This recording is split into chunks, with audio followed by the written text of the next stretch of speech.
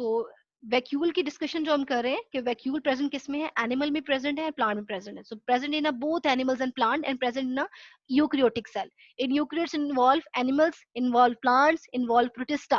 So in animals small and many, बहुत ज्यादा होते हैं, थोड़े होते हैं. प्लांट में एक ही है और बहुत बड़ा है, and occupy the major portion of the plant. और सेंट्रल अगर आपको अगेन बताऊं इसको हाईलाइट करके, तो सेंटर में हमें ये नजर आ रहा है कि यहाँ पे वैक्यूल है, ये न्यूक्लियस है, एंडोप्लाज्म रेटिकुलम है, रफ एंड स्मूथ आ गए Golgi bodies and chloroplast and mitochondria, and ये जो आपको येलो कलर का एरिया नजर आ रहा है ये हमारे पास साइटोप्लाज्म है. सो 90% एरिया जो ऑक्यूपाई कर रहा है वो हमारे पास कौन ऑक्यूपाई कर रहा है, मैम वैक्यूल ऑक्यूपाई कर रहा है, जो कि सेंटर में है. इसकी वजह से बाकी सारे ऑर्गेनेले जो है वो मूव कर गए हैं पेरिफेरल साइड्स पे. सो आई थिंक ये अब थोड़ा और क्लियर हो गया. नेक्स्ट स्लाइड पे मूव करते हैं और उस पे हम इसके बारे में फर्दर देखते हैं कि इसकी क्या इंपॉर्टेंस है. स्ट्रक्चर में देखें तो enclosed in a single membrane. Very interesting बच्चे, कल से तो हम सिंगल मेम्ब्रेन पढ़ते आ रहे हैं. Lysosome single membrane, ribosome no membrane. Ribosome और लाइसोसोम में कंफ्यूज नहीं होना. राइबोसोम प्रोटीन सिंथेसिस करते हैं, लाइसोसोम स्प्लिटिंग बॉडीज हैं गोल्जी बॉडीज की, जो पैकिंग करती हैं एंजाइम्स को और रिलीज करती हैं, डाइजेशन करने में हेल्प आउट करती हैं, फेगोसाइटोसिस करती है. याद होगा ना, पिछली बातों को भूलना नहीं. ये नहीं कि हम अगले लेक्चर ले रहे हैं पिछले वाले भूलते जा रहे हैं. तो बेटा अगेन बता रही हूँ, लाइसोसोम, पैरोक्सिसोम, ग्लाइकोसोम, वैक्यूल, ये जो चारों ऑर्गेनेले साथ साथ आ रहे हैं, इन चारों के अंदर सिंगल मेम्ब्रेन होती है. एमसीक्यूज बन जाता है आपका कि इन विच वन ऑफ दीज है सिंगल मेम्ब्रेन. तो आपको पता होगा सिंगल मेम्ब्रेन का ऑर्गेनेले कौन सा है. Membrane known as a tonoplast. तो वैक्यूल की जो मेम्ब्रेन है उसको टोनोप्लास्ट कहते हैं, उसको सेल मेम्ब्रेन नहीं कहेंगे, उसका सेपरेट नेम है tonoplast. Large vacuole is formed by the fusion of small on during development. बड़ा इंटरेस्टिंग ये पॉइंट है बुलेट. बच्चा ये इस तरह से है कि एनिमल सेल अगर आप देखो ना, आपको नजर आएगा उसका न्यूक्लियस बिल्कुल सेंटर में होता है. एनिमल की बात कर रही हूँ मैं, अपनी अपनी बॉडी के सेल की, आपकी बॉडी के सेल की बात कर रही हूँ कि हमारी बॉडी में जो सेल है उसका न्यूक्लियस सेंटर में होता है. वैक्यूल बहुत ज्यादा और छोटे छोटे छोटे छोटे होते हैं. बट अगर बात करें प्लांट सेल की, तो इसमें जब ये प्लांट का सेल छोटा सा सीडलिंग बेबी था अभी, तब उसमें भी बहुत ज्यादा वैक्यूल थे और जो न्यूक्लियस है वो सेंटर में ही था. ठीक है. अब with the passage of time एक वैक्यूल दूसरे वैक्यूल के साथ फ्यूज कर जाता है, जुड़ जाता है, और इस सारे जुड़ने के बाद बहुत बड़ा वैक्यूल बन जाता है. और ये काम जब सेल ड्यूरिंग डेवलपमेंट चल रहा होता है. जब सेल मैच्योर हो जाता है तो हम देखते हैं उसकी ईच एंड एवरी सेल के अंदर बहुत बड़े बड़े वैक्यूल है और वो सिंगल होता है. तो ये भी बड़ा इंटरेस्टिंग पॉइंट है कि लार्ज वैक्यूल कब बनता है, जब सेल की डेवलपमेंट कंप्लीट हो जाती है. बट डेवलपमेंट से पहले जब वो छोटा होता है, सेल इमेच्योर होता है, उसमें बहुत ज्यादा वैक्यूल होते हैं, जस्ट लाइक एनिमल सेल. अब टोनोप्लास्ट आपको यहाँ पे नजर आ रही होगी, ये टोनोप्लास्ट है जो कि कवर है किसका. आपने सेल मेम्ब्रेन नहीं समझना है इसको, आपने इसको सेल वॉल नहीं कहना, आप सिर्फ वैक्यूल की बात कर रहे हो. और वैक्यूल के बाहर जो छोटा सा कवर है, जस्ट लाइक अ बैलून है ना, ये बैलून का जो कवर है, इसको हम टोनोप्लास्ट कहते हैं. और ये भी एमसीक्यूज है इंपॉर्टेंट. ठीक है. Tonoplast, what is tonoplast? Tonoplast is the outermost membrane of vacuole. अब वैक्यूल के अंदर क्या क्या हो सकता है, सेल सैप है सेंट्रल. यहाँ पे सेंट्रल वैक्यूल का मतलब होता है ये सेल के सेंटर में पड़ा हुआ है. अब बच्चे बात की जाए कि मैम सेल वैक्यूल की क्या फंक्शनिंग है, उसको हम आगे फर्दर नेक्स्ट स्लाइड पे देखते हैं कि इसका रोल क्या है, स्ट्रक्चर क्या है, ये क्या रोल प्ले कर रहा है. तो vacuole is a major contribution to turgor. अब टर्गर में क्या हेल्प कर रहा होता है, अगर हम यहाँ पे देखें तो बेटा जब भी प्लांट बॉडी में बहुत ज्यादा पानी आ जाता है, मैम पानी कहाँ से आता है, जब रूट से प्लांट एब्जॉर्प्शन करता है तो सारा पानी कहाँ आता है, साइटोप्लाज्म के अंदर आता है. यू नो दैट ग्लाइकोलिसिस कहाँ हो रही है, मैम साइटोप्लाज्म के अंदर हो रही होती है. साइटोप्लाज्म बहुत सारे केमिकल रिएक्शन कर रहा होता है. अब अगर सारा पानी साइटोप्लाज्म में रहेगा तो साइटोप्लाज्म की कॉम्पोजिशन चेंज हो जाएगी. एंजाइम क्या हो जाएंगे, डाइल्यूट हो जाएंगे, पतले हो जाएंगे, डाइल्यूट हो जाएंगे. जब भी एंजाइम डाइल्यूट हो जाता है तो अपना एक्शन नहीं कर पाता.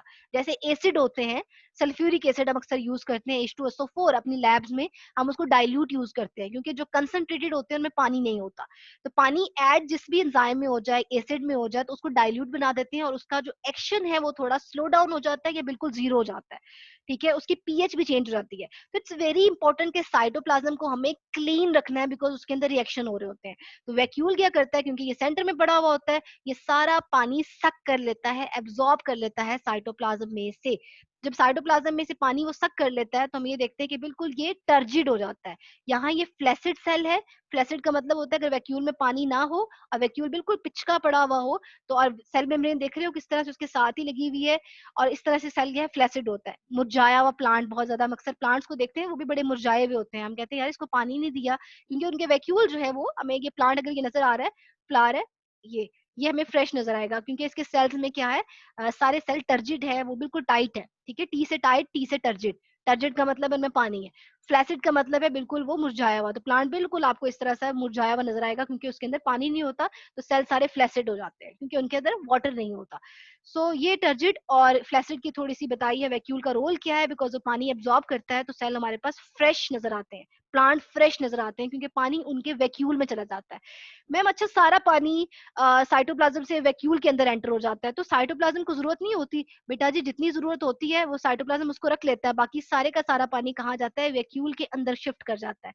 उसे ये वैक्यूल जो है वो स्वेल कर जाता है, फूल जाता है, और जब ये फूल जाता है तो ये एक प्रेशर कॉज करता है सेल मेम्ब्रेन के ऊपर।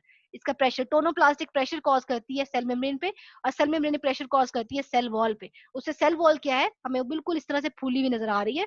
आप इसको और इसको देखो, इसे कंपेयर करो, तो ये टर्जिड सेल ज्यादा है।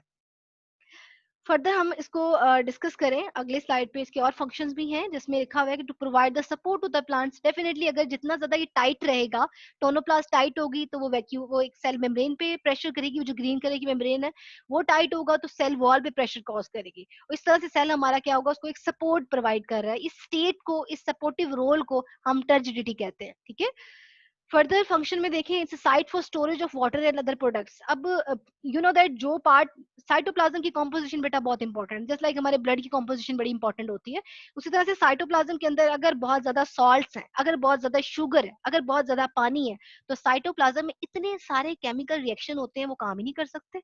तो साइटोप्लाज्म में से इवन वेस्ट मटेरियल, जितना भी गंद है, वेस्ट मटेरियल है, एक्स्ट्रा पानी है, एक्स्ट्रा सॉल्ट है, इवन कुछ पिगमेंटेशन है, वो सारी की सारी चीजें उठाते हैं हम और वैक्यूल के अंदर डंप कर देते हैं।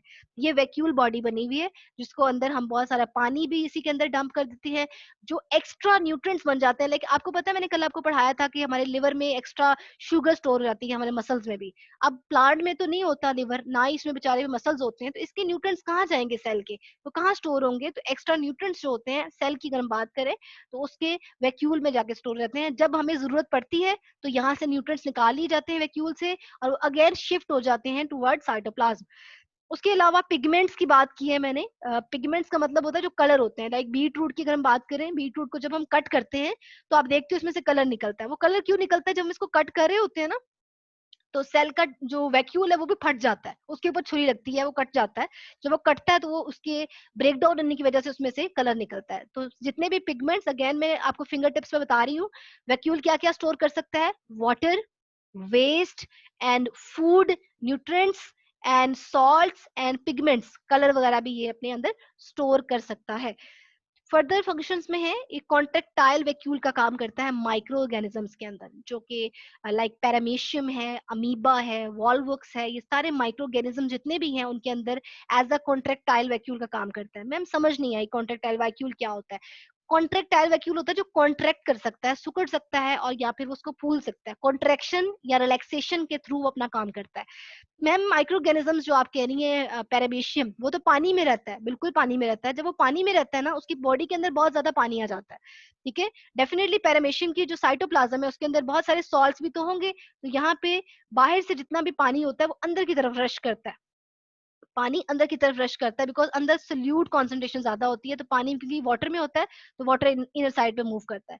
जब पानी अंदर आता है, अब अंदर आने से क्या होगा मैम, इसका भी तो बेचारे का ये जो साइटोप्लाज्म है उसकी भी तो कंपोजिशन खराब हो सकती है ना। बिल्कुल, ये भी जिंदा एक चीज है, लाइफ है इसमें भी। तो ये सारे का सारा पानी इसके अंदर, इसको अपने आप को कॉन्ट्रैक्ट करता है और अपने अंदर पानी फिल करता है, रिलैक्स करता है, तो पानी फूल जाता है, जो रिलैक्सेशन होती है, जैसे हमारा हार्ट रिलैक्स करता है।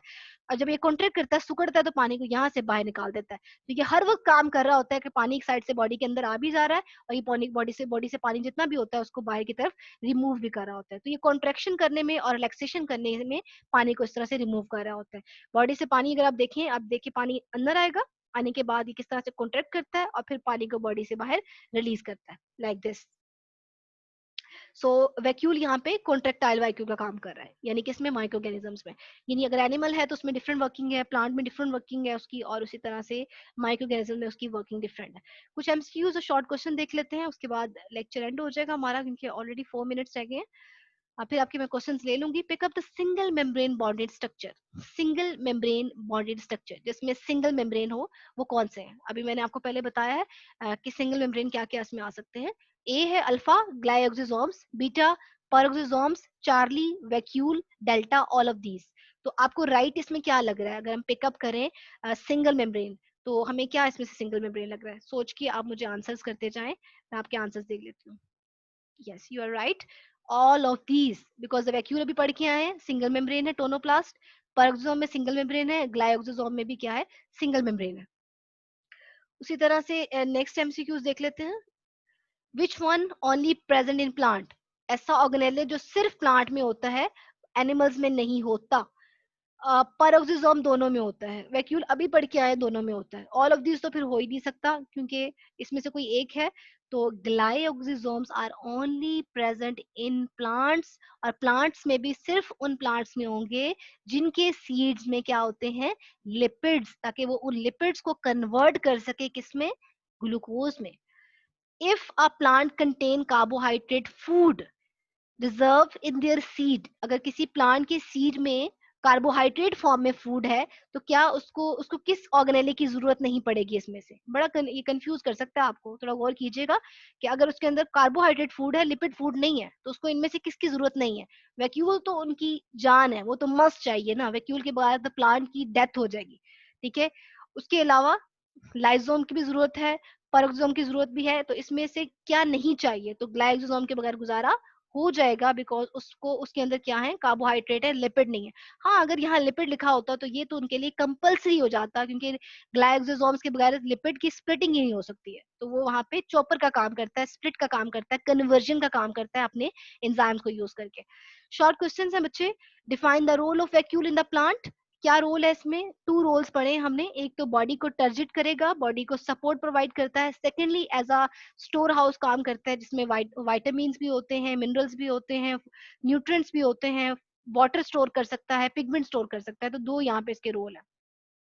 Why soybean plant need glycosome in their seedling stage? बड़ा आसान सा क्वेश्चन है कि सोयाबीन में को ग्लाइकोसोम की क्यों जरूरत है? बिकॉज सोयाबीन की अगर बात करें तो उसमें ये लिपिड रिच प्लांट्स हैं, because they are lipid rich plant, so that they need glyoxysome for splitting of या conversion of fatty acids into glucose. So इनको इस वजह से जरूरत होती है, बिकॉज उनके क्या कहते हैं, सीड में ही ऑलरेडी लिपिड्स प्रेजेंट होते हैं।